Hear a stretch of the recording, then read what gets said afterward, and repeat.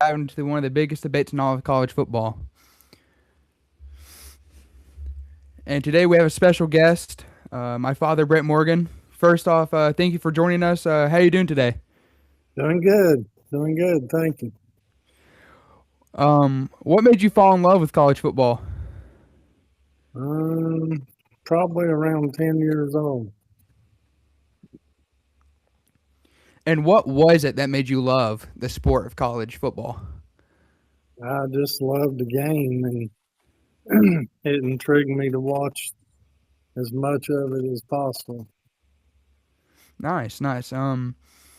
Who's your favorite college football team and why? Uh, Georgia Bulldogs is my favorite team. I've always liked Georgia, uh, just like what they do with that program and stuff. And um, I've always enjoyed watching the coaches bring in good athletes into Athens to play football. Okay, okay. Um, Now we're about to jump into our first segment, the SEC versus the Big Ten. Has the Big Ten officially passed the SEC? Uh, I don't know that they passed them, but in the past 3 years, Indiana won the championship last year. Ohio State the year before, Michigan the year before that. They definitely improved, and they're definitely a competitor for the national title each year. Of course. And right now, which conference do you think is the best in college football? The SEC or the Big Ten? Um, Right now, I'm gonna have to say they're probably pretty equal. Um, Mm-hmm. Before the past 3 years or so, I'd say the SEC has been the more dominant one in the past, but they definitely improved and they show they're a contender each year now. And do you think the SEC is still the gold standard, or has the Big Ten caught up? Definitely the Big Ten's caught up now. I think they've done a lot better job in recruiting, and now that the NIL deals uh, a big thing with college football. I think that's helped them a lot, getting big name players in the Big Ten. And which conference is tougher to win week in and week out? Uh, I'm going to have to say it's probably 50-50 on that. I think each week, Big Ten, SEC, they both have good competition and they both have big games that they play against each other. So I'd have to be split on that. I got you. I personally got to say the SEC. They've always had the toughest teams. Um, Take Alabama for example. I mean, during that Nick Saban era, I mean, you that team was always good. I know they had their ups and downs, but still, I mean, they were always like a hard opponent to play against. That's the team. That was the team to beat during that era with Nick Saban. But the past few years has showed something different with, especially with Alabama. Some of the other SEC teams. Yeah, they're always contenders whenever they other teams have to play them. But I think we've seen that era with the Nick Saban dominance kind of go away here in the last few seasons and years, just because of the way the coaching and the NIL and everything works out now. Recruiting, it's more of like a level playing field now. Of course. And now for our next segment, we're going over SEC teams. Um, First question of that segment is, which SEC team has the best chance to win the national championship this year? I'm gonna have to go with Georgia on that. Kirby Smart uh, has done a good job on recruiting, and he's been definitely a top coach in the SEC. Uh, he's gotten Coach of the Year, uh, so I just like what they do down there in Athens, and he's always he's always right there in the mix when the crunch time comes. Yeah, of course. I mean, Georgia is an excellent program. Um, do you think that Kirby Smart era, once that ends, do you think Georgia's going to have trouble in the long run? Well, I think that all depends on uh, replacements. Just for instance, just like Alabama, you know, replacing Nick Saban with the right coach, only time's going to tell, but usually after 2 or 3 seasons, you can start seeing which way that program's going under a new coach and new ideas. Alabama was dominant years and years ago when I was younger under Coach Bear Bryant. Mm-hmm. And then after he retired, it kind of went away a little while till Nick Saban come back. So, I feel like with Georgia, with Kirby Smart and his coaching staff, uh, Kirby Smart, just knows football, knows how to recruit. I think that's going to be there for a while, and then you know when change comes, it's always a challenge, for a little bit. Of course. And now for our next question in this segment. Now, as we all know, I'm a huge LSU fan. I had to add this in there. Is LSU a legitimate college football playoff contender this year? Uh, I think there's a lot that plays a factor in how well LSU does this year. Of course, Lane Kiffin coming there, being his first year there. Lane's always good at putting a program together, getting kids to buy into what he's trying to accomplish. Uh, I think LSU's biggest struggle is going to be on the defensive side of the ball. Mm-hmm. Uh, Lane's always good at putting the offense together with whatever players he's got and makes it work. I think that's going to be their biggest challenge this year is on the defensive side. Now, with the hire of Ed Orgeron, do you think that could possibly change? Oh, I think he'll definitely change. Look at what he done when he was head coach there. Kids love playing for him. He knows the game.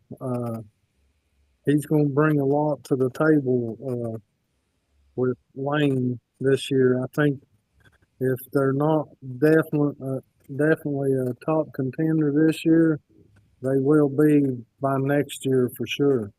Oh yeah. Now backtracking back to Alabama. Once we were talking about the Nick Saban era and how they came along after that, do you think Alabama can get back dominating college football? Uh, I think that program's struggling right now. It goes back to like I said before, the recruiting and stuff. Kind of when Nick Saban went away, uh, kids started looking at other programs and winning programs. And when you have change like that, new, if they don't start off real good right from the start with a new coach and stuff like that, then it can slip away real fast as far as the recruiting side. So I'm still up in the air about Alabama. I think he's a good coach. What he done at Washington before he come there, no doubt. But when you step into SEC, you got to step your program up if you're going to contend. So I think the next few years will tell about Alabama. Now, for our next question, which is the last question of this segment, is which SEC team do you think is being overlooked? Uh, I think really, I think Ole Miss is uh,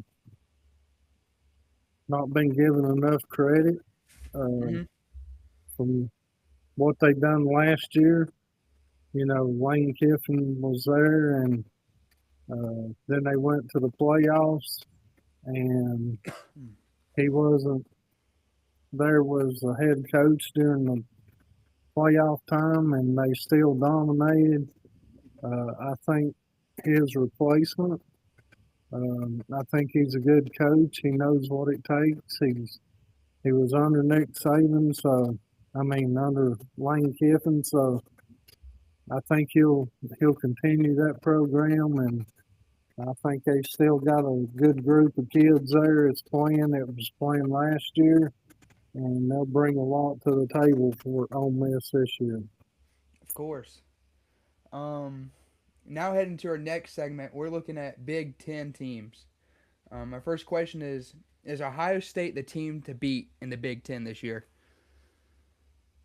Uh, I don't know if they're the most dominant team, but Ohio State is always one of the teams to beat in the Big Ten. If you're going to go anywhere, day in and day out, they bring what they built all summer long uh, to the game, and they execute it very well. So uh, Ryan Day over there knows what he's doing. He's another coach. He kind of reminds me a lot of Nick Saban during his time with Alabama, what he's done with Ohio State, and the expectations are always high with Ohio State. But as far as being the most dominant, I don't know about that. I mean, the season will tell more about that as it goes on this year, but Mm-hmm. there'll definitely be a team to contend with. Now, with Ohio State being that team, do you think Oregon has a chance to beat them this year? I don't know. I don't know if Oregon's that top tier team like Ohio State. They Oregon has a good program there. They have great coaches there, but it seems like their season as they're playing, they have ups and downs, and it hurts them in the end when it gets down to crunch time. They lose a lot of close games. Seems like they can't execute when the time comes, and they just can't finish it. So uh, they're definitely a good program and everything. We'll just have to see when the season gets started how they start off compared to how they finish. Of course. For our next question is which Big Ten team has the biggest question mark heading into the season? I think that's definitely Indiana. You know, after winning the national championship last year, the way they dominated and everything, uh, people's going to question do they still have that dominance after losing their star quarterback and some other major players that contributed to what they done last year. So uh, we'll just have to see how that plays out with them. But I think the pressure's on them this year after the way they dominated last year. Of course. And our next segment is heading into players. Um, which quarterback are you most excited to watch this season? Uh, we're going to have to go back with our number one top quarterback to watch this year. Uh, Ed Chandles with Ole Miss, what he done last year, coming from a Division two, winning two national championships with Division two, and then coming to Ole Miss and what he done last year. I think he's going to be one to watch with Ole Miss. What he does with the ball, he can run the ball. He's very accurate at throwing. Uh, he has some good receivers. Uh, he's got a good head on his shoulders. He don't make mental mistakes that much. So I think he's going to be one to watch. I'm interested to see how Gunnar Stockton does with Georgia this year going in. He's he's returning from last year. They had a good season. He's matured a lot since last year. I think they have high expectations of him, so uh, I'm interested to see how he does. One other quarterback that I'm throwing out there is Darian Mason at Miami. It comes from Duke. Uh, I think this kid's a top tier player. Uh, Coming from ACC with Duke, what he done last year. Now he's with a higher caliber team. He'll be definitely one to watch.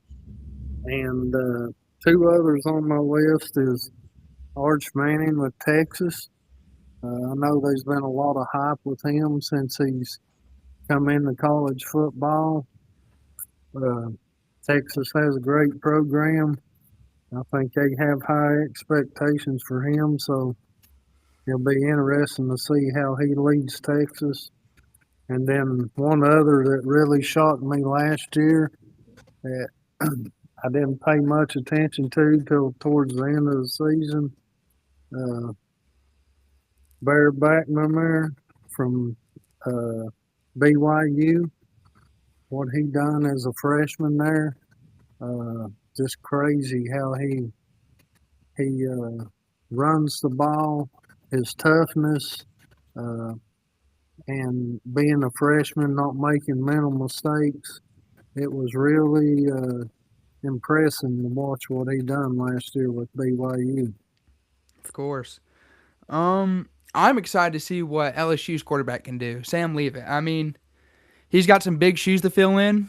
Um, After we lost Garrett Nussmeiser to the draft, after he went to the Chiefs, I feel like he's got a some big shoes to fill. I mean, I wonder how he can do under pressure.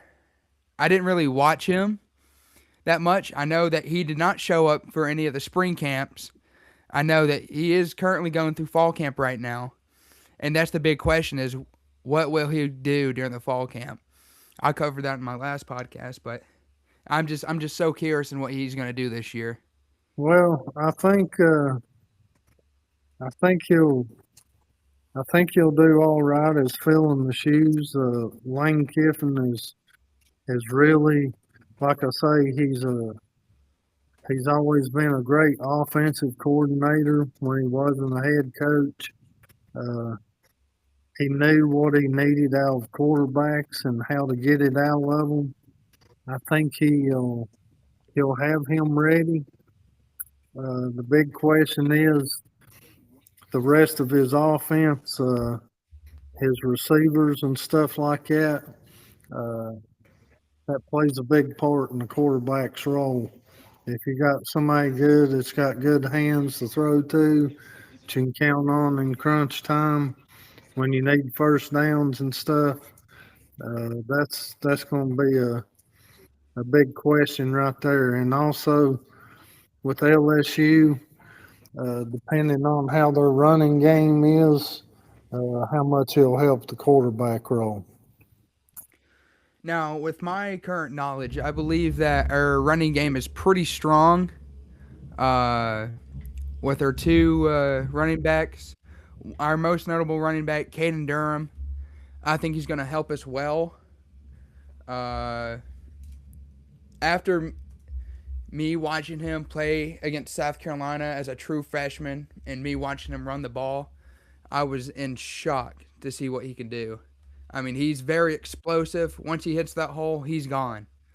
I mean, he's very like he's so talented. You can't find that anywhere else. He's definitely a good running back. His biggest challenge will be what the O line does for him. Like you say, once he gets through, he's very explosive. Uh, but you know as well as I do, if you don't have those big men that can push up front and open up holes for you, that just leaves one option, and that's the outside. So Yeah. um, we'll see how that plays out for him. Now we're going to our next segment about coaches. First question of that segment is which coach is under pressure or is under the most pressure this season? Well, all the hype's been about Bill Belichick, uh, you know, which everybody had high expectations when he come to North Carolina. All the success he had in the NFL, all of that. Of course, you know as well as I do, college football and NFL is two different games. Of So course. uh, I think he's on the hot seat. Uh, I don't expect much out of the Tar Heels this year, and I look for Bill probably to be gone after this year. Uh, Another coach on the hot seat, I think, is Dabo with Clemson. I really think, you know, after winning national championships a few times and then they've kind of fell off the radar since then. Uh, you know, their expectations are high there, and if he can't produce and get them back to where they need to be, I think he's really on the hot seat too. Uh, I think Lane Kiffin, you know, it'll be a challenge for him this year, going to a new program and stuff, and the expectations being high. Uh, you know, they're going to expect a lot out of him as well. Do you think Lane Kiffin has adapted to the Louisiana place down there or no? I really think, I really think that's where he wanted to be all along. Uh, you know, when he got to Ole Miss, I think the big picture was for him was just to move on down a little bit further. And what he done at Ole Miss got him that opportunity to to be where he's at right now. To piggyback off of Bill Belichick, um, do you believe that UNC wasted their time with Bill Belichick? I Like they think could, they were really expecting him to fix that program and build it back up. You know, uh, from Mike Brown. You know, Mike Brown's era, what he done there, what little time he was there, and I think they fell backwards after that with Belichick, and I think. I think they're going to be looking for somebody else after this year. You know, someone that can bring it back for them.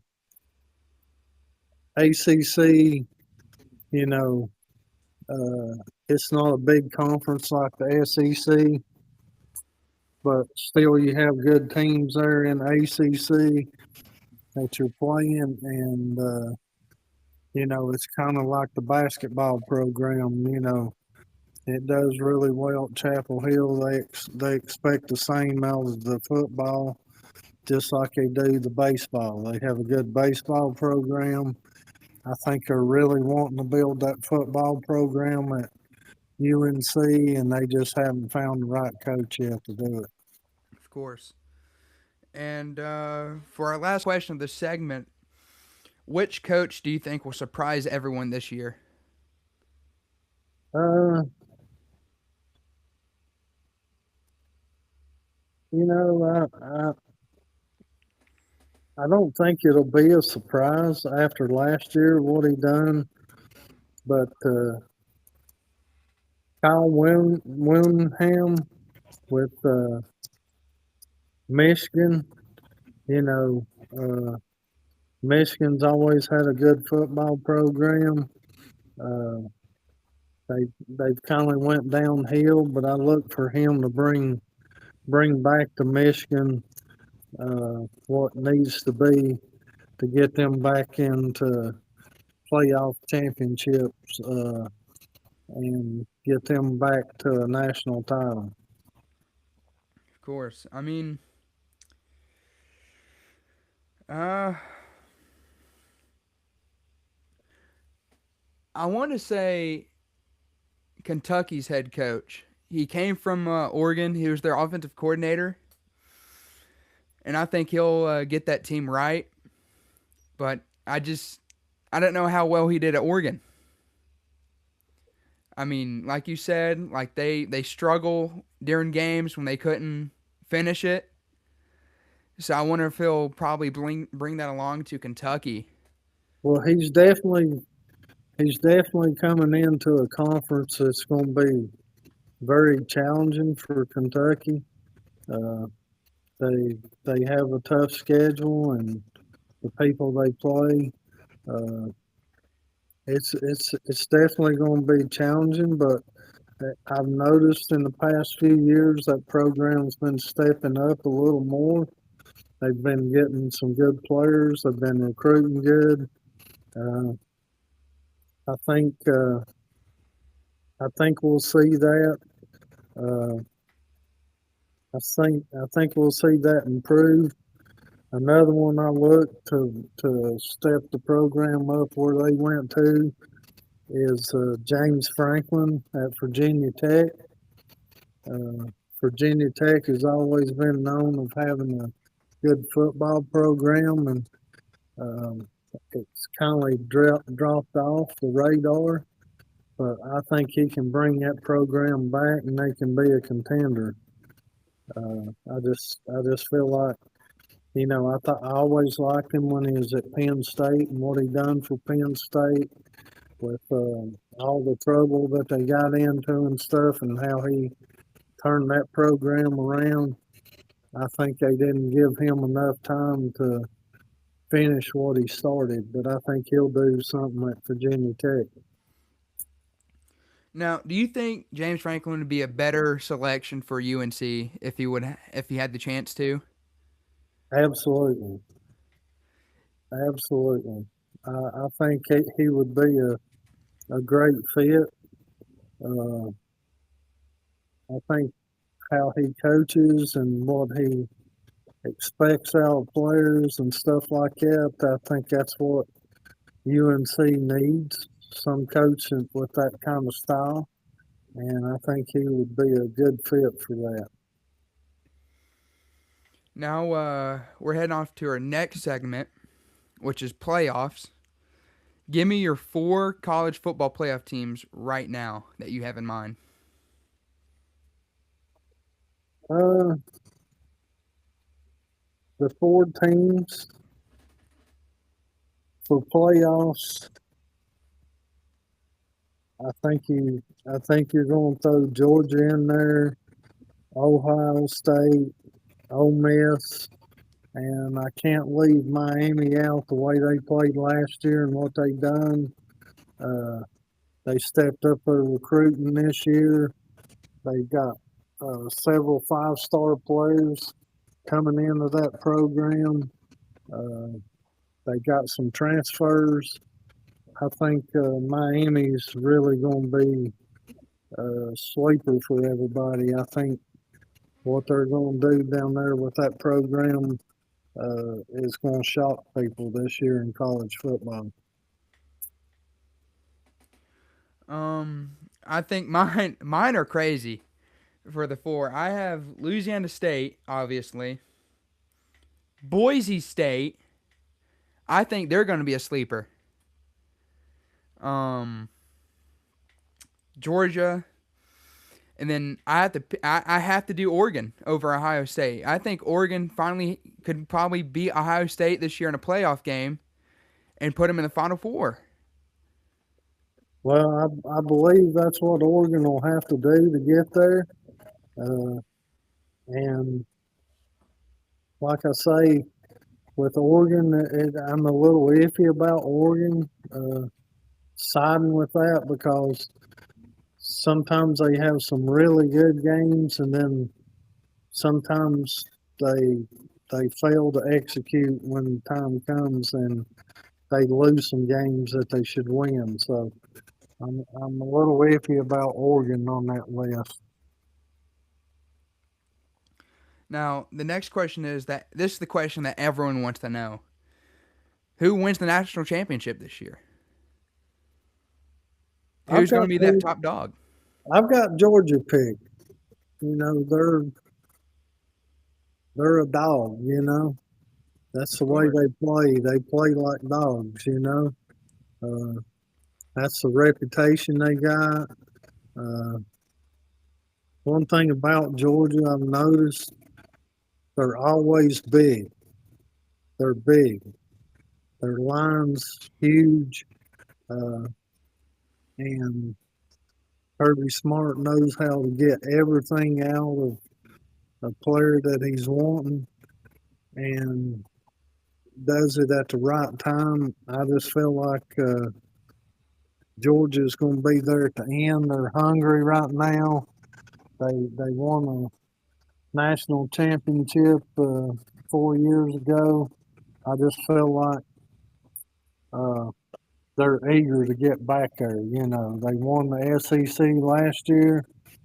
Uh, they just kind of fell off at the end, but I think they got the program to do it.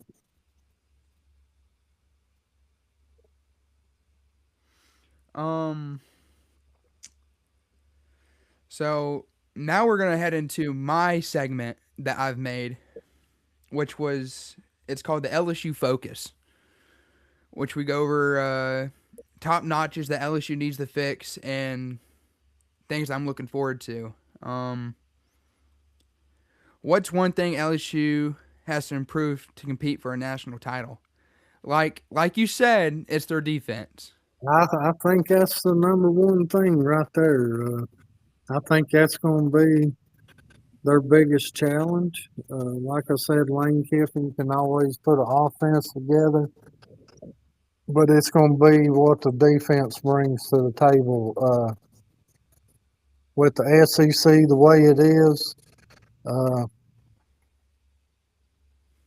all the teams in the SEC have great offenses, and to win in the SEC, you have to have a good defense to shut those offenses down. Of Uh, course. everybody can score, but you got to be able to shut them down when the time comes to execute to win the ball game. Now, as as I know, us losing Harold Perkins Jr. and two edge rushers that I know they were very big in the game that we needed the most. I know our defensive line might be hurting a little bit. I know we signed a 5-star recruit, but he's going to be a freshman. I don't know if he's going to have that experience to help us out like we need. I mean, we have Whit Weeks. He's a seasoned LSU player. We have all three of the Weeks brothers, all seasoned. But the thing is, though, our defense is hurting. I know our secondary could be fine. It could be. I don't want to say it's perfect, but I have no clue. I have to see during fall camp. I have to see what they're like. Well, you know, the SEC is known for the passing game. You know, that's a big game in the SEC is the passing game. So you definitely have to have a top tier secondary to shut that down, as well as to be able to stop the run once it gets through that defensive line. And, I see some weak places uh, as far as linebackers go with some teams in the SEC. And that's where you have to lean heavy on that secondary to stop that run once it breaks through that line. Now, I've heard a bunch of people say this. I kind of believe in this. Do you think defense wins ball games? Absolutely. Absolutely. You stop a team from scoring, you can win with a field goal. Uh, it can be 0-0. You don't have to move the ball downfield too far in this game now for a kicker with a good leg to put it through the uprights that can win you a game. But the name of the game now is defense and stopping great offenses. And if you can't do that, you're not going to be too successful.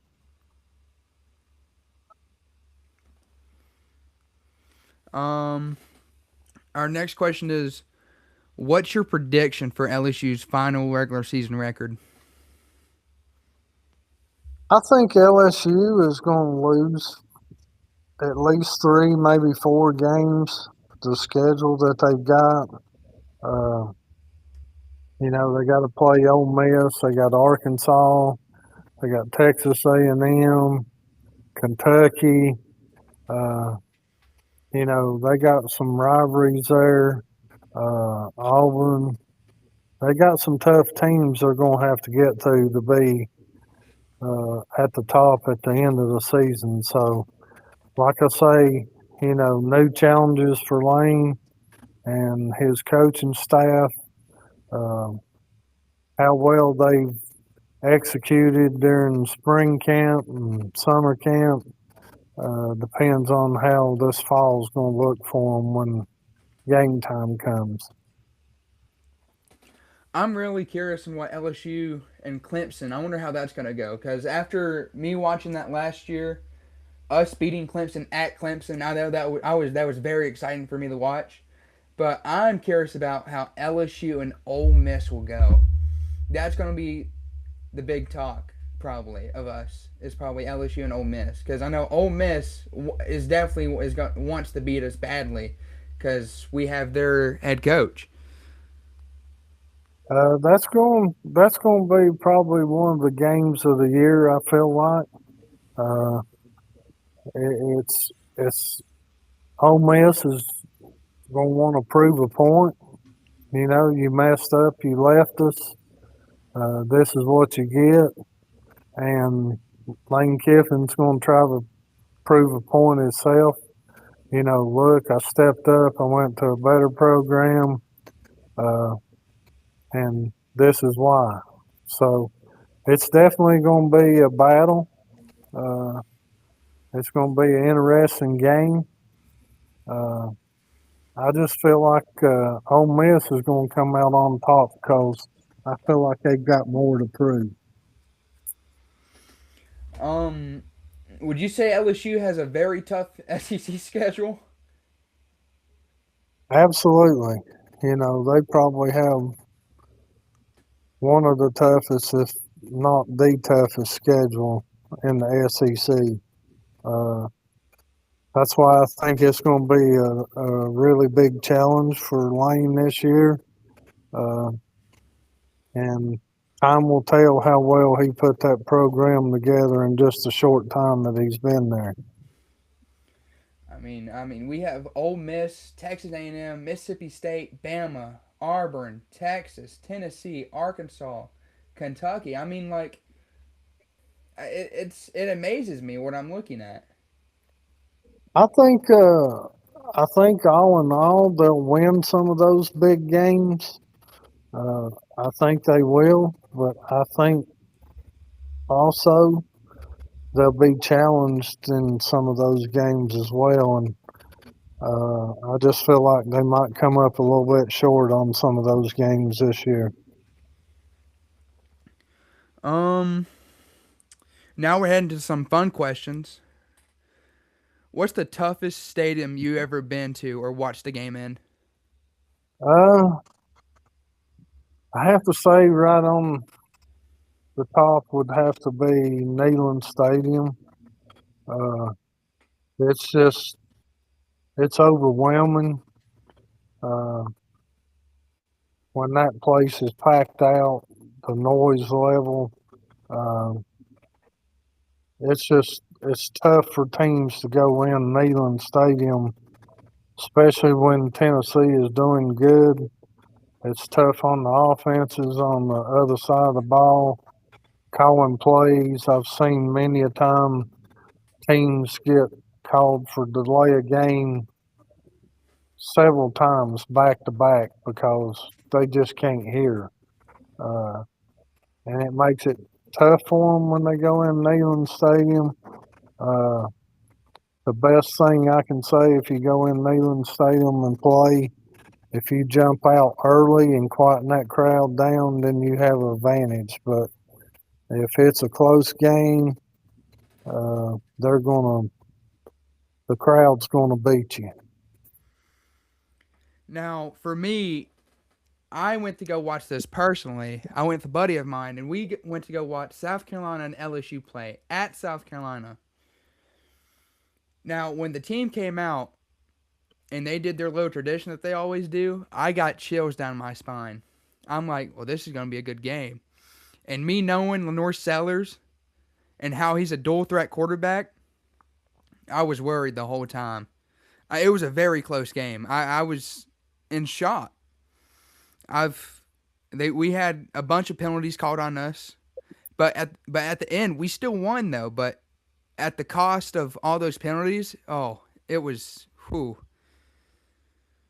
Yeah, I can say down there in Columbia, playing the Gamecocks, they always bring a crowd when they do. Uh, it's a one of the tougher stadiums. Uh, it's like going to Clemson. That crowd, they get into the game. Uh, one thing I can say about Neyland Stadium, uh, when you're sitting there and the game before the game starts and the players are coming out and they're playing Rocky Top, it makes the hairs on your neck stand up. It's just a different feel. Oh, I guarantee it. I mean, I would wonder what an opposing team would feel like hearing Rocky Top play and the whole crowd singing Rocky Top right before you walk out. Yeah, you not only got the opponent there against you, but you got 110,000 inside that stadium against you as well. So it's like you're fighting two teams. To jump back on that, what's the loudest crowd in college football?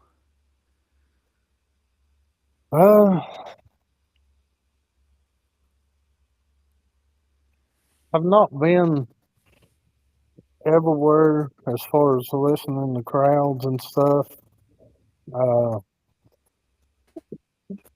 I know over in Neyland that that crowd when they get into it, the noise decimal is just unbearable sometimes. Uh, you know, it's that way if Penn State's playing, Ohio State. There's a lot of places you can see when they get that student section going. It's crazy. Some of these places, the backing that they have. Uh, Texas A&M, the the home of the 12th man. It's crazy too. So it'd be a toss up, but it's definitely good to see uh, a lot of these uh, a lot of these teams how their fan base supports them, and it's just sellout crowds nearly every game. That's saying a lot for the game when you have that kind of crowd backing you. Now I have two. One, I have to go with Tiger Stadium during a night game. Apparently, people say like they can feel the earth shake during a night game at LSU. Having the Tiger band play and everyone chant along with that too. I mean, I've heard people say it gives other people like goosebumps just listening to that. I mean, it's wild. And then not only that, but then you have Penn State during a whiteout game. That's probably one of the loudest games ever. Is probably that Penn State whiteout game. That's definitely one for sure. Um, if you could attend any game this season, which one would it be? Uh, if I could attend any game of the season, I'd have to go watch Georgia and Alabama. That's Georgia and definitely Bama. that's definitely a game to watch. And it doesn't matter where it's played at, whether it's in Athens or if it's in Alabama, either place. It's definitely a rivalry game. Uh, Loud crowds, no matter which side you go on. Um, that's a game that I'd always want to watch. Me personally, hopefully I can go this year. I want to go see LSU and Tennessee play. Because last time that's happened, Tennessee wiped the floor with us. I hate to say it, but they did.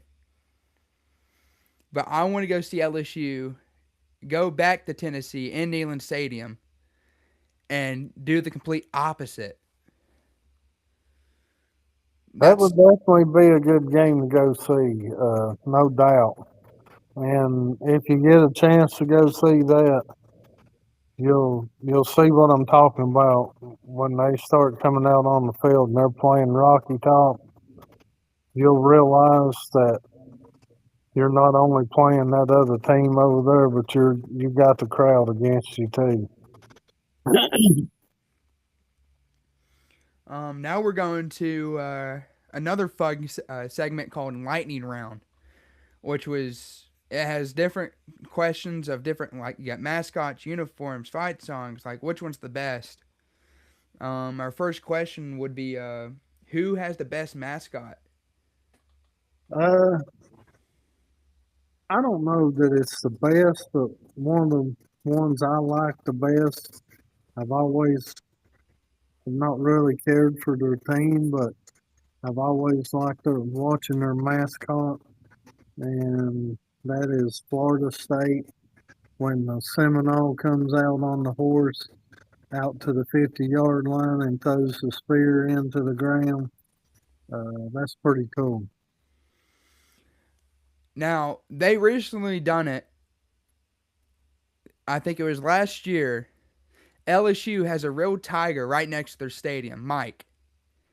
Now they used to bring him out all the time, but they recently stopped. But the governor signed a permission slip allowing him to go out during a game. Now I want to see them bring him out again this year. But I think LSU has one of the coolest mascots ever. A tiger right next to their stadium. I mean, I can't find that anywhere else here. Yeah, uh, one of the one of the controversies over that, uh, you have people against abuse to animals and stuff, and I think that's one reason they stopped that.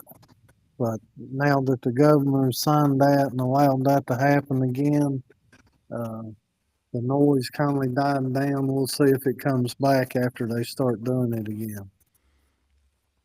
Now, which team do you think has the best uniforms? Uh, I'm gonna say that's gonna be a toss up. I've always liked this team's uniforms, even when I was younger. I thought they was cool. That's Notre Dame, and the other cool uniforms. They've got several different ones, and that's the Oregon Duck. I can name a few. I remember when Georgia one year, they were practicing in their red jerseys, and they surprised everyone when they ran out with new black jerseys. Yeah, that was a different look for them. I thought that was pretty cool. Uh, it's definitely different. You know, they've always been known for the red with the white and black, but seeing them in that black, that was just a different look, and uh, I think the players appreciate that different look, and I think they're going to stick to that look and keep bringing it back. Um, which college team has the best fight song? Uh, I'm going to have to go with Florida State again. When that crowd gets into it and you hear that chant, uh, I think it just does something to the football team and fires them up. Uh, it changes the atmosphere of the game. Oh, absolutely. I have to go with Florida State too. I mean, that's probably the most well known fight songs out there is that Florida State chant. When you see everyone doing that chop and the whole crowd going into, it's got to be something to experience. That's something I would like to experience in person too. Is probably Florida State during their fight song. Yeah. What's the best college football tradition? Uh, I'm gonna say probably uh, with Texas running out on the field with that Texas Longhorn. Um, that's that's just something else to see. You know that size of an animal running out there with those Longhorns and a person on each side of them with a, a lead line hooked to them and those big horns right next to your face. That's just something else to see. I with tradition, I got to go off you. I got to go with Florida State and them putting that spear in the 50-yard line. I mean, you can't find that nowhere else. I mean, besides the University of Southern California when they have the Trojan, he comes out with a sword and he does the same thing, but that's not like Florida State. No, it's not the same. I'll tell Absolutely you. not. I'll tell you another one I like. Uh, I've seen it is Oklahoma when they come out with the horses and the wagon, uh, and they're just running around the field uh, with that wagon. I seen one time during the game they were going so fast and they tried to turn, make the turn, and the wagon flipped over, and the people was in the wagon went flying, and the horses kept dragging the wagon. It was hilarious, but that's that's a pretty good tradition there too. You know, seeing that. um Now, which team has the best student section? I'm going to have to go with Texas A&M. You know, like I said, the team with the 12th man talking about their student based section. You know, uh, they really get the crowd into it. You know, that fires them up. That written on their press box, the home of the 12th man, meaning the student section. That's huge. Now, I can't say they're the best student section, but I could say they're pretty good sports because when I went to go watch LSU in South Carolina, me knowing you knowing me, I obviously had to wear my Joe Burrow jersey. And as soon as I got there, I started getting chirped instantly. I mean, but at the end of the game, they were nice about it. They stopped the chirp. They told me good game and everything. But But seeing that student section when the Gamecock came out and just watching them go nuts over that, I thought that was pretty sick, knowing that their whole school is just based off that. Oh yeah, yeah. And I don't know if they were giving you lip over the LSU jersey or the Joe Burrow jersey. I don't know which one that was. I think it was a little bit in the middle. I mean, I think it was both. But let's see. Now we have the final question before closing is the SEC or the Big Ten? Hmm. I'm gonna have to say I'm gonna have to go with the SEC. I always SEC think the what? SEC is they're hungry right now. Uh, you know, for 3 years in a row they've been knocked out. Uh, I feel like they're pushing for somebody in the SEC to win another national championship. Now, I believe I'm correct on this. I believe the SEC has won the most national championships, I believe. And I think that's right. Now, I wonder if they can pick back up on that, or maybe the Big Ten's just gonna blow out and become the new SEC. That's what I think.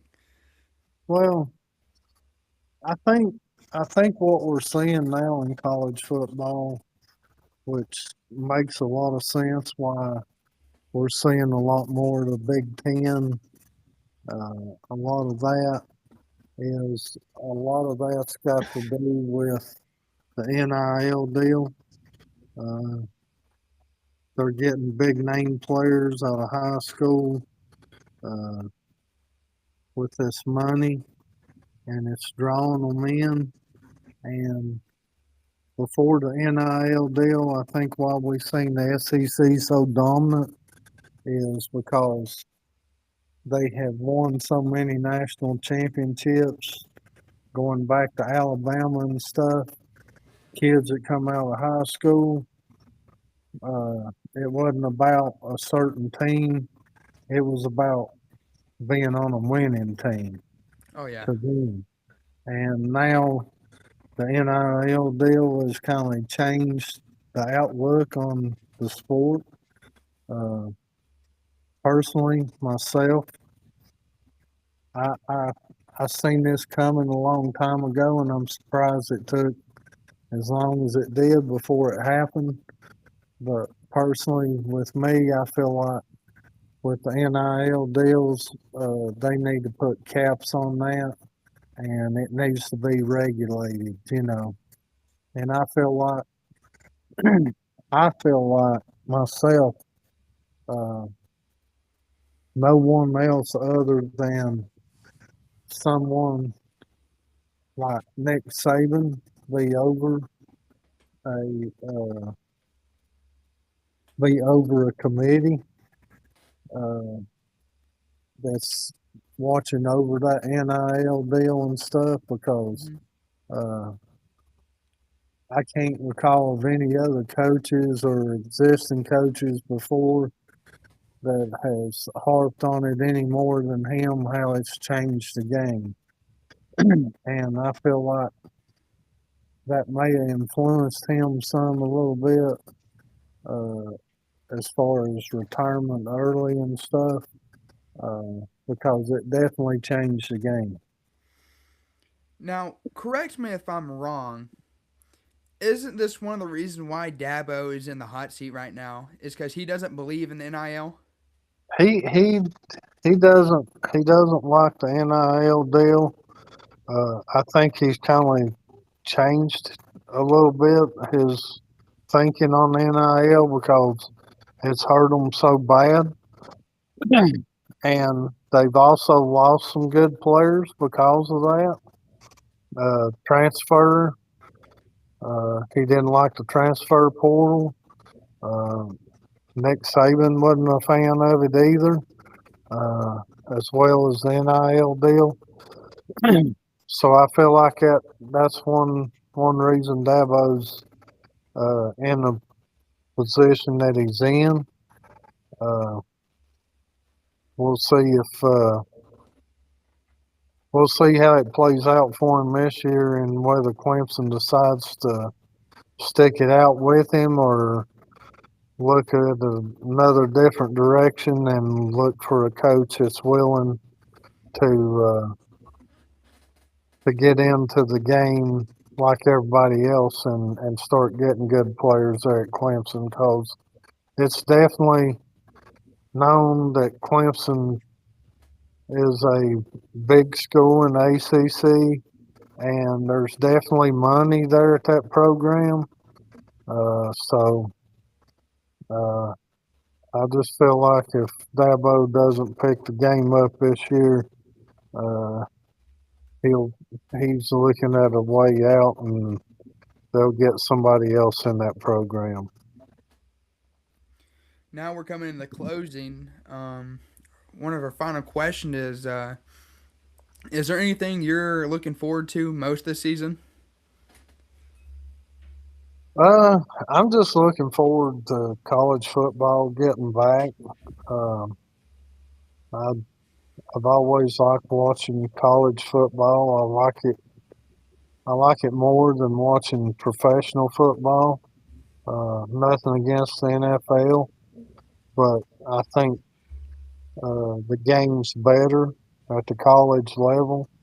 Uh, I just feel like seeing these young athletes come in out of high school, showing that they have something to prove, and just being a standout right out of the gate.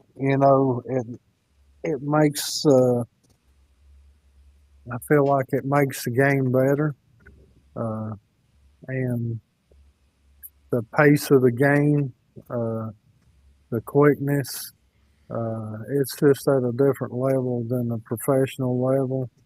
Uh, but I'm excited to see it getting ready to start back. I've been keeping up with a lot of the chat and stuff that's going on around college football and stuff, and with new coaches, transfers, uh, all that good stuff. That's why I was saying I think Miami's going to be a sleeper with the people they got out of the transfer portal, as well as some 5-star recruits that they've got out of high school.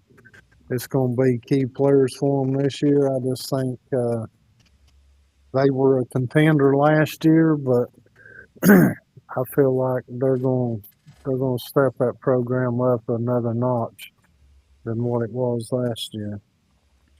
Um, and one of our another questions is there is there another person out there that can probably back you up with your love against Georgia? Is there anyone else, like a family member or anyone like that, who also has a love of Georgia like you do? Well, our cousin Woodine, she's a diehard Georgia fan. Uh, I'm not saying she knows the game football or nothing, but she loves Georgia. Always pulled for them. And her son Sammy, he's a Georgia fan as well. Uh, he played the game. Uh, he knows the team, the players. Uh, I think they would back me up as far as what I'm saying about Georgia winning a national championship. Now, me, I think I'm the only one in the family who likes LSU. I'm probably gonna die alone. No, and I'm the only one in the family who likes LSU. Um, I really don't know anyone else who likes LSU as much as I do.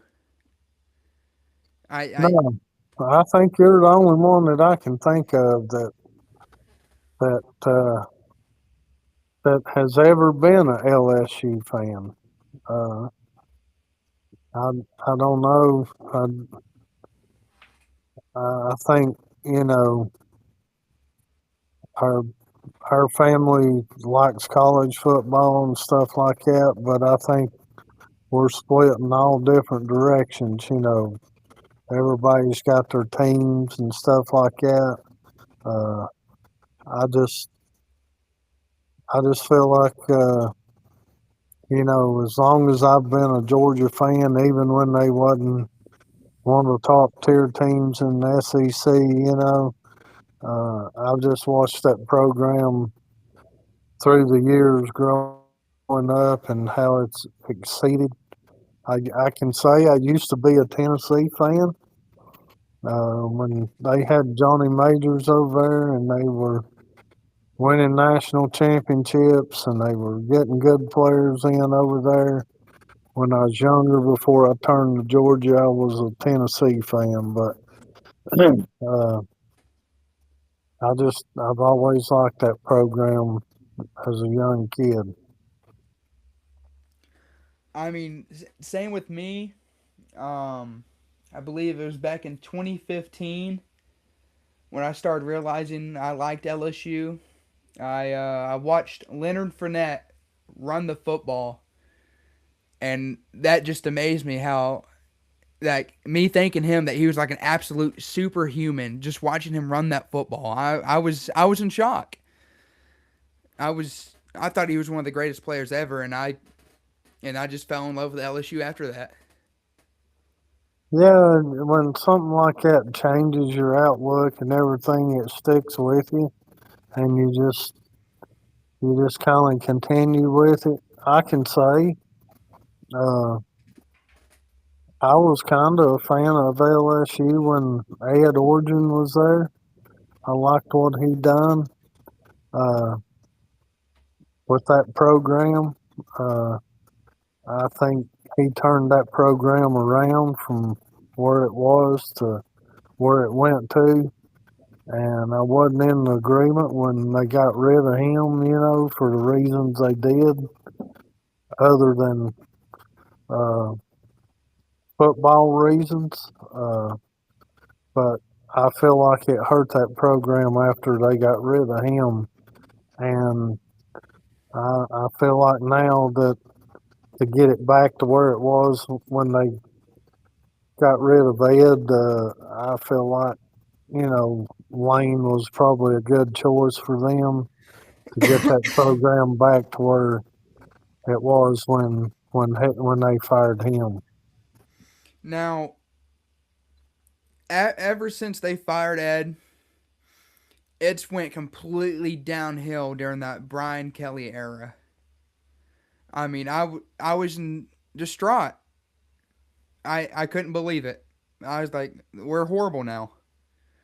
Um, I couldn't believe that they hired Brian Kelly. I never was a fan of him, even when he was at Notre Dame and stuff. I felt like he didn't do them any justice, and I just could not believe LSU uh, hired him as a head coach. I felt like they went backwards instead of forwards. They had a chance to go out and get somebody else that would uh, make that program better, and I just feel like they went backwards instead of forwards when they hired him.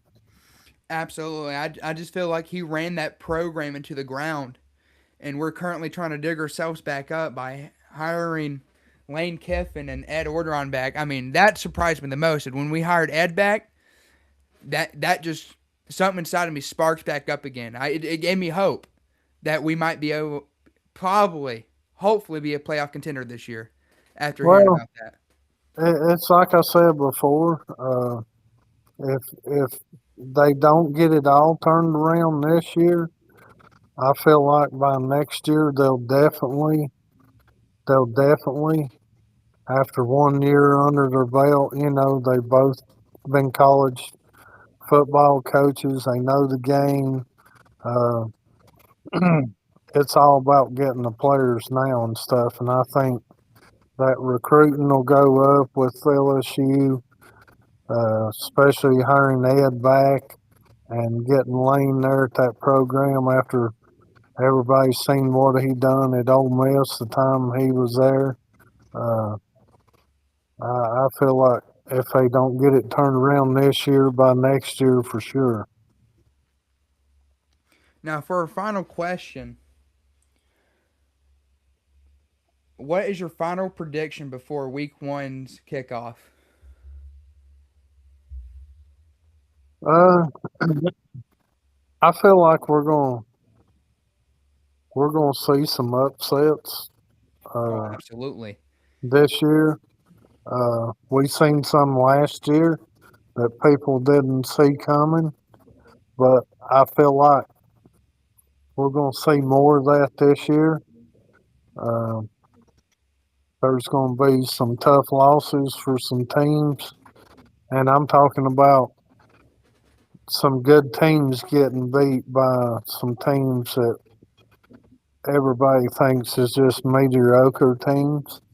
Uh, there's going to be some upsets.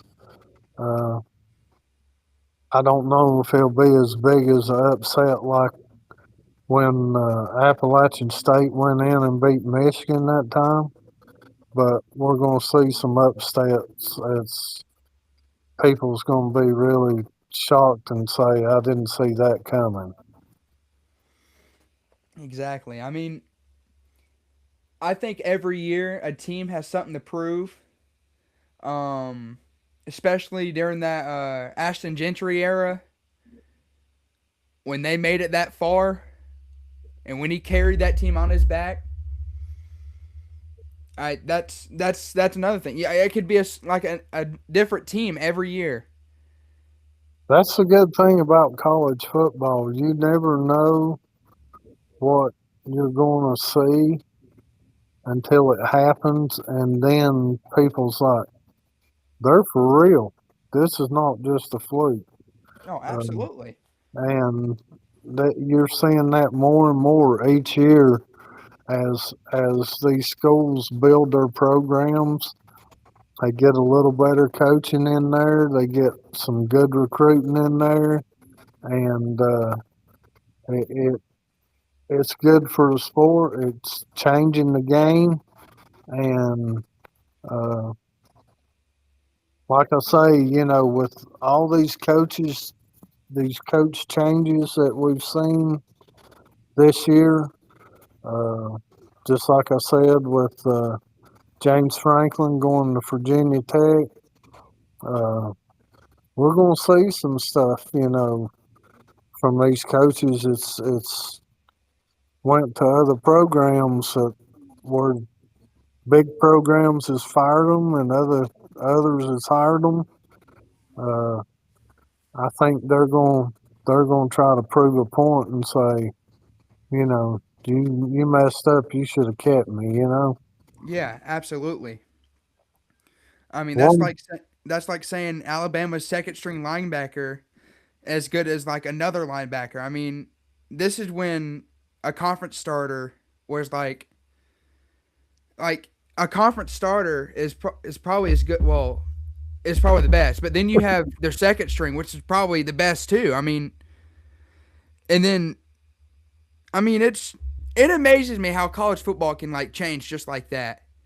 well, that's the thing. You hear of these big names that's come in and they done really good the year before, and all of a sudden they've got a major injury and they're out for 4 or 5 weeks, and this no-name player steps up that nobody's heard of, and he's just blowing people away.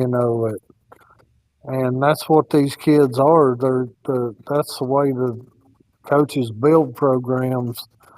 They've got somebody right behind that star. It's just as good as them, if not better. That's just itching to get in the game to show what they can do, and that's how it happens. I mean, look at Tom Brady, how he become what he is. Uh, injured to Bledsoe, and next thing you know, we're putting our backup in, and the rest was history. Yeah. I mean, That's the way it happens. yeah. I mean, it's crazy just to think about how you can have an amazing top dog quarterback, and then all of a sudden you have him blow the bed, and all of a sudden a true freshman steps up, and he just absolutely smokes everything. I mean, he's like the best of the best. I mean, it you have no clue. That's kind of the way. You know, that's what I'm seeing in Georgia. That's what happened with Gunnar Stockton when their first string quarterback got hurt, and you know, here he comes in. And people's like, "Oh no, this game's over," and he just steps up like he's been right there all year long, completing passes, running the ball, scoring touchdowns, and just take them to a victory. And just keeps right on after that. I mean, that's the way it happens for a lot of these kids. They're just waiting for that opportunity, however it comes, and uh, that goes to show you how the recruiting is in college football. They're not just recruiting for that starting position. They find ways to get these top notch players, and they might be playing special teams or you know trick plays or something, and getting a chance to get in the game, and then all of a sudden they're scoring touchdowns and making a saving tackle or whatever. That's the way the game is in college. You don't see that a lot in the pros, but in college you see it happening all the time. Oh yeah. One thing I'd like to see, it's always been a mystery to me and a surprise to me that some college program hasn't picked this coach up since he hasn't been coaching in the NFL. But I always thought he was a great coach. I liked the way he coached. I liked the way he done the program, and that's John Gruden. I'm just very shocked that some of these schools hasn't picked him up as a head coach in college football. That's where he got his start before he went to the NFL to coach and was very successful there. Players like playing for him. Uh, he is a hard nosed coach, and I'm just really surprised that none of these schools have tried picking him up with all the coaches changes and stuff that they've had. Yeah. To go back to what you're saying, for the for a secondary player to be good or just better as that first string player, I've seen it in person. It was LSU and South Carolina back in 2024 when LSU came down to play South Carolina. And me watching Lenore Sellers go down and him get hurt, and me watching that backup go in, it was crazy. He wasn't just as good. I think he was better than Lenore Sellers. I mean, there's been many of times where he could have gotten sacked, but his out of pocket passing and him scrambling is probably the best thing I've ever seen. Ever. You can go and watch it. I mean, it was probably the best thing I ever seen. Ever. I Yeah, mean, you see it all the time, though. It happens. It happens on a regular basis, and then all of a sudden here you have this breakout kid. It's just and it happens at key positions: running backs, quarterbacks, linebackers, defensive backs. Uh, defensive end rushers and stuff. I mean, it just and it seems like you know you're like, where's this kid been? Why have they not been getting in the game somewhere? It's like you've been holding them back all this time. And then it's like a racehorse coming out of the gate. It's Yeah, all hyped up. And then all of a sudden they just change the game for your whole team. yeah, absolutely.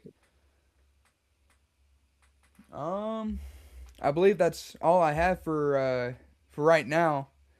Um, so for everyone who's listening at home, let me ask you all this: which conference is better right now, in your opinion, the SEC or the Big Ten? So all y'all who are listening, please drop your comments down below. Let me know what you think. Which conference battle is going to win this season, and don't forget to subscribe to the Saturday Takeover for more college fall talk every single week. I'm your host Elijah Morgan. Until next time, thank you for joining. Thank you for joining, Dad. Thank you for talking football with me. Everyone at home, enjoy the game, stay safe, and we'll see you next Saturday. All right, have a good one.